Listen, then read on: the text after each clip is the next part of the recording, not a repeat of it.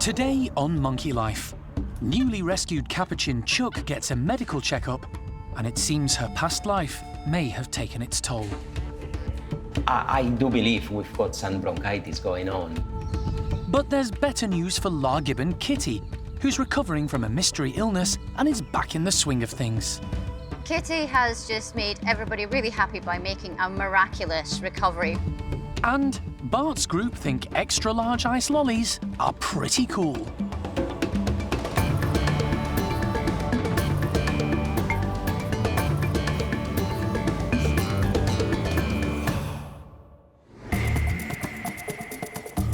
Monkey World in Dorset, buried deep in the English countryside, is the largest sanctuary of its kind on the planet.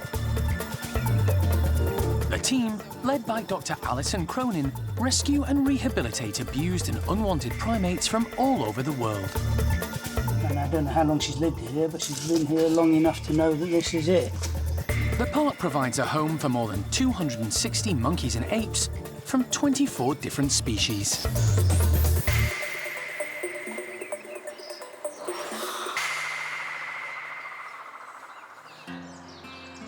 It's been a week since the park's latest rescued primate, female capuchin Chuck, arrived in Dorset.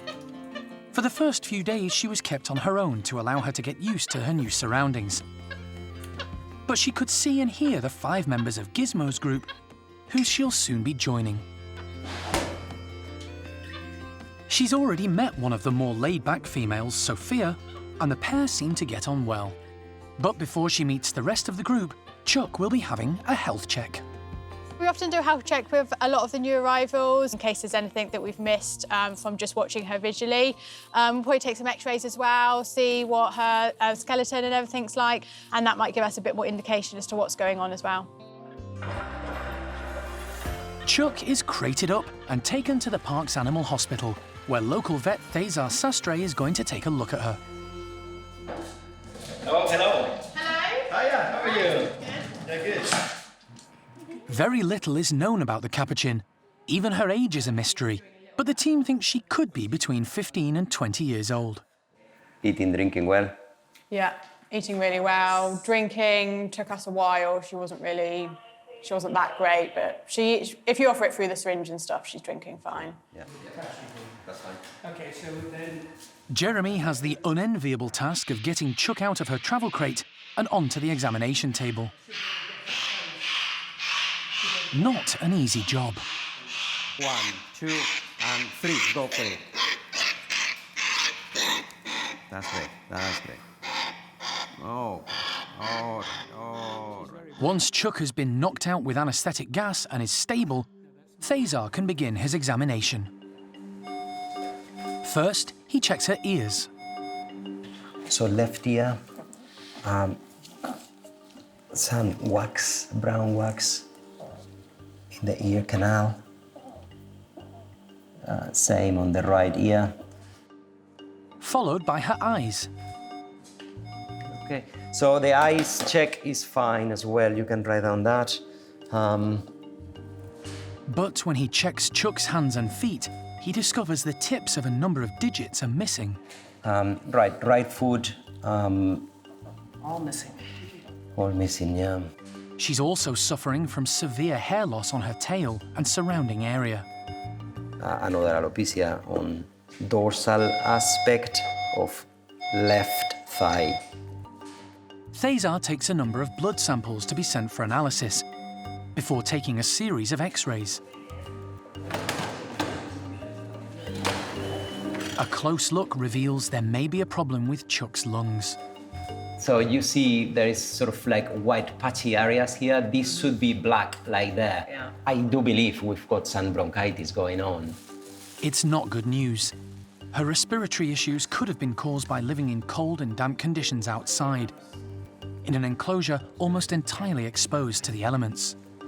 He's got quite a lot of nasal discharge, and also he's got in the x-rays we can see most likely some signs of bronchitis. So yeah, this animal apparently lived in outdoors enclosure, which in the UK is, the weather can be quite quite cold. Yeah, that could have contributed to that, but it's impossible to tell for sure.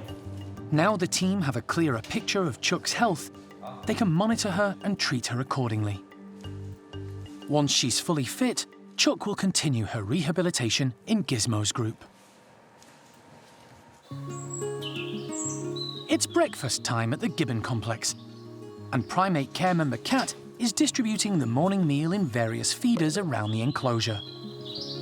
But rather than just the normal fare of raw vegetables, lucky pair Paul and Kitty are getting some interesting treats today as well. Inside here, we've got a mixture of some dried fruit and nuts and some mealworms as well. So the gibbons don't eat a lot of insects, but both the large and the agile gibbons do enjoy the odd occasional worms and stuff. So it's just something a little bit different and a little bit hopefully exciting, keep them busy for the morning.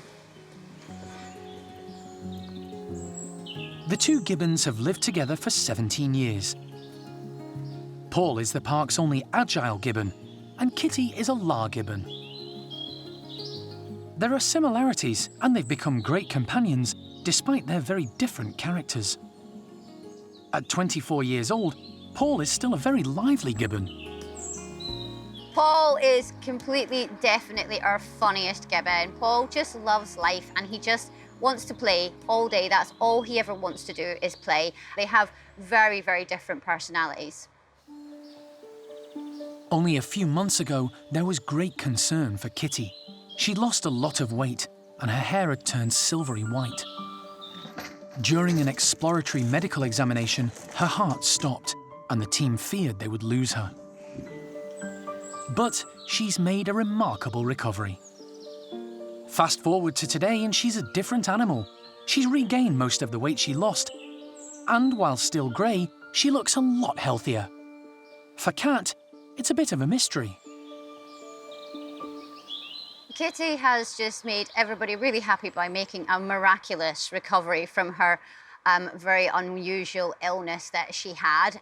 We're not entirely sure. We never really quite got to the bottom of what was going on with her. The vets were obviously really quite concerned, and we were basically at the point where we were going to lose Kitty. She was so poorly. But she's turned a corner, and she's now happy and fluffy and beautiful, energetic Kitty again, and it is really, really nice to see. In recent weeks, the team have given Kitty a daily herbal remedy of milk thistle to improve her liver function, and they've changed her contraception. But whatever the cause of her miraculous recovery, everyone is pleased something's done the trick, and Kitty is almost back to her normal self.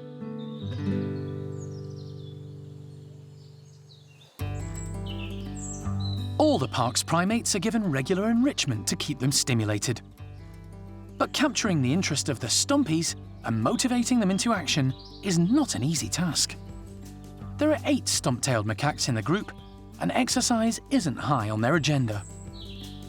It's a constant challenge keeping the stumpies busy, obviously because of their age, their issues they've had in the past with their weight and the need for muscle tone.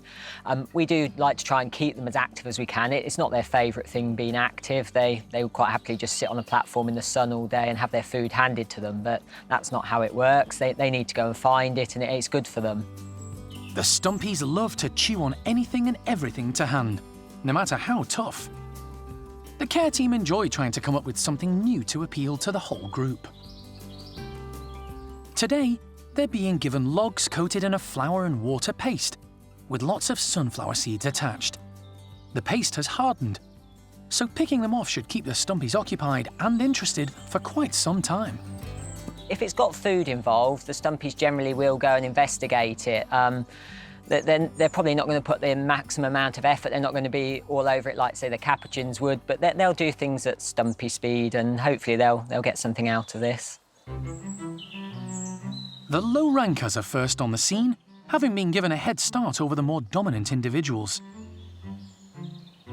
Charlie isn't sure what to make of the logs at first, but soon works out that they come with food attached. Most recent arrivals to the group, Freddie and Toto, show no interest in the logs. Perhaps they're aware the higher rankers will soon be out. But Flo makes the most of the opportunity. In the wild, stump-tailed macaques spend a lot of time travelling and foraging in search of food. They are opportunistic feeders, often storing food items in special cheek pouches for later, when they can process and enjoy the food they've gathered. Hopefully, Charlie has done just that, as the higher-ranking members of the group head out. Sylvie immediately forces Charlie to abandon her log. The more dominant female has realised there's food involved, and she's not sharing with anyone. Noreen grabs a log and immediately gets to work. Stumpy hands are a lot like ours. The seeds are stuck on tight, and she has to work hard to pick them out with her fingers. Noreen doesn't mind sharing with leader Sam. The pair are very close. Most of the group are participating and active in their search for food. Even Charlie's managed to get hold of a log and keep it. But Toto and Freddie stick together away from the others, grooming in the warm sunshine.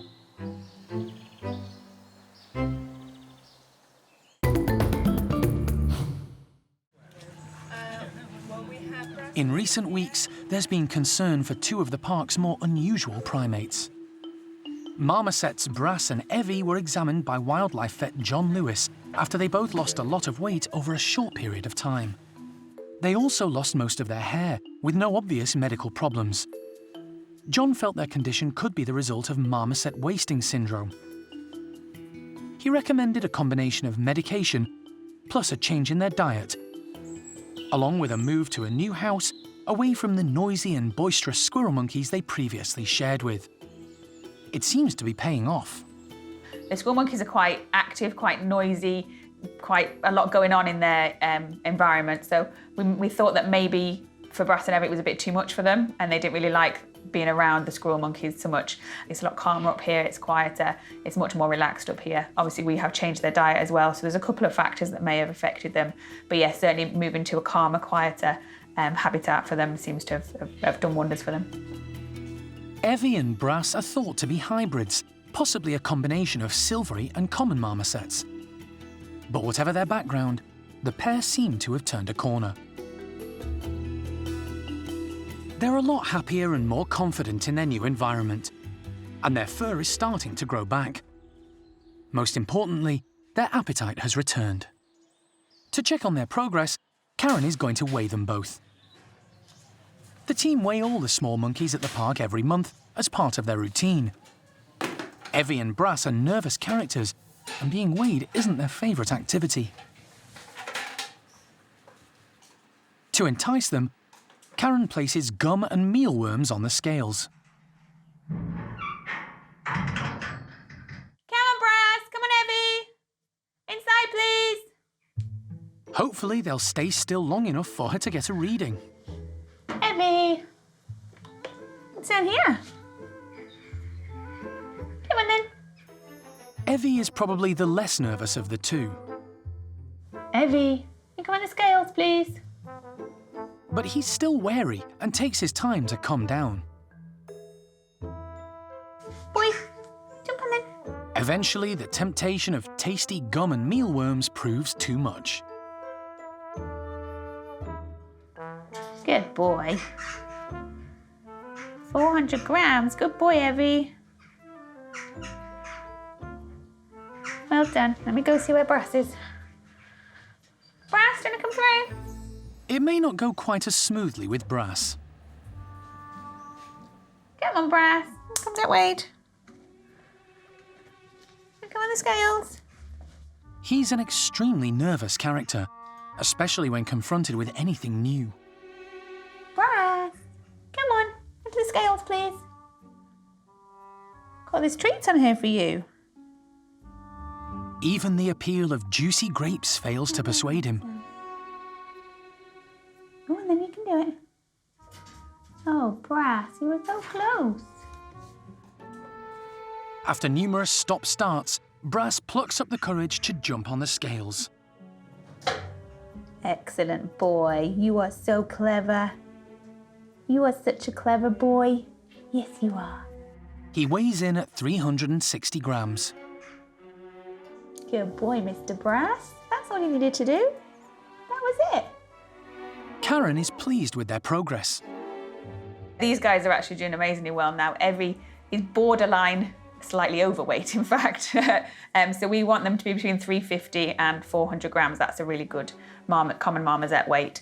And we've got Brass currently at 360 and Evie at 400. So again, Evie's at that top end, but both doing really well. I always prefer to have our animals a little bit heavier, and then if they do get sick, they've got a little bit to lose and they don't just go really, really skinny really quickly. So I'd rather have them at the slightly top end of their scale than at the bottom, really. So we are still working on Brass, but he is a healthy weight now.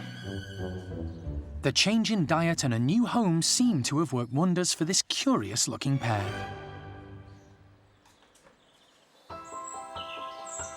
Staff at the park constantly evaluate and update the health and welfare regimes of all the primates in their care. And an important element of that is diet. But there's one species at the park that relatively little is known about: the Bengal slow loris. However, with the help of sister sanctuary Dao Tien in Vietnam, they're constantly learning more about the needs and requirements of these unusual animals. Today, two of the loris, Boo and Bruce, are being given a different source of tree gum, something they would eat in the wild. The gum is actually a really important part of the diet. Although they do eat a lot of sort of fruits and insects and things as well, it provides a really good source of protein, and it's full of lots of different minerals that they need as well, so it is a big part of what they eat. For the last 2 years, the team at Dao Tien have been working hard, measuring and evaluating the diets of the lorises they care for, and in particular, examining which tree gum suits them best. It's this important in-situ research that helps centres like Monkey World continue to care for and protect this vulnerable species. The park's lorises are given gum every day, usually in log feeders placed around their enclosure. The aim is to mimic their natural feeding behaviour, gouging the tree to release the gum. Until today, the lorises have been given Arabic gum, but this morning they're trying the new Vietnamese variety.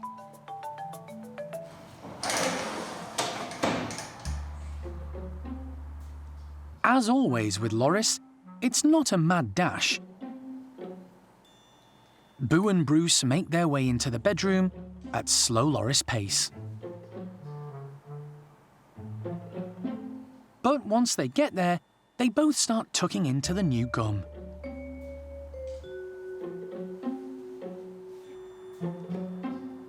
Boo and Bruce have been together for 2 years, since Bruce arrived from Hong Kong along with 4 others. They're an incredibly close pair and spend a lot of time playing and grooming each other. They're actually sort of our most playful pair, so you quite often see these ridiculous hanging upside down off the roof, sort of play fight wrestle sessions. So yeah, little bit of lover's tiff from time to time, but generally they're a pretty solid pair. But over the last year, Bruce has had to visit the vet on 3 occasions because of an unusual lump on the side of his face. Samples were taken, but the results were inconclusive. Although the lump hasn't reduced, it doesn't seem to be causing him any trouble. The 2 lorises have thoroughly enjoyed the new gum. Not only is it a good source of calcium, it's also known to improve their gut health. Today's success will set them up with a tasty natural diet for their future well-being.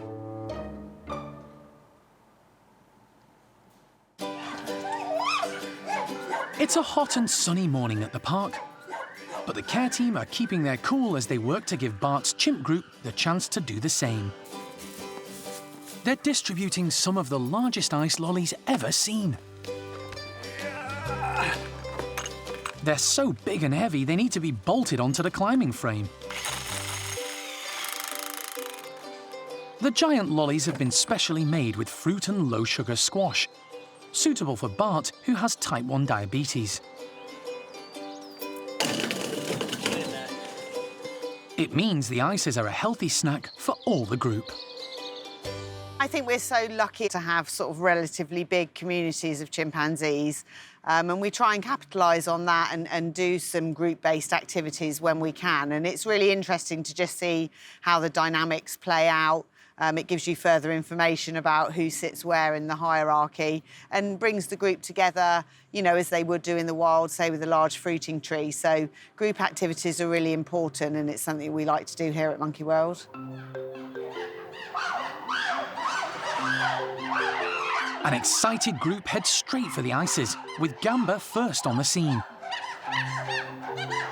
Although he quickly makes way as Bart muscles in. But soon, everyone is involved. And with such big ices on offer, unusually, some of the group opt to share. Grisby, Clin and Eddie seem happy to do just that. But high-ranking Buster has got one to himself for now, and it's finger-licking good. Bix has got this enrichment well and truly licked.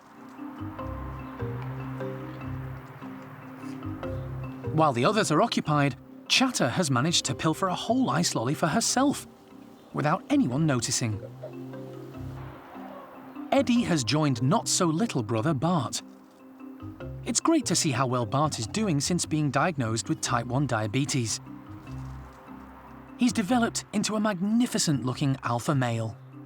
He just takes your breath away. He's certainly his father's son, and it's just fantastic to see, you know, now that we're managing his diabetes and we've got over that health scare, he really is going from strength to strength, and the group are looking to him, and more you see all of those adult dominant male behaviours coming out in him. It's brought the community together. It was needed. I think he's there now. What a fantastic male. While Bart has adapted brilliantly into his new role, there is one individual who's absent from all the excitement going on in the enclosure. Toprish, unfortunately, still isn't coming outside, and we hoped over time that, you know, she would follow the group, but that hasn't happened. And today, with a big enrichment activity going on, we thought maybe the excitement would kind of outweigh the nerves, but she's yet to make an appearance, so that's something we need to continue to work on. Luckily for Toprish, her good friend Chatter brings a large ice back into the bedrooms. Toprish gets a piece to enjoy. It's not quite what the team had in mind, but at least she's engaging with the group and, thanks to Chatter, not missing out.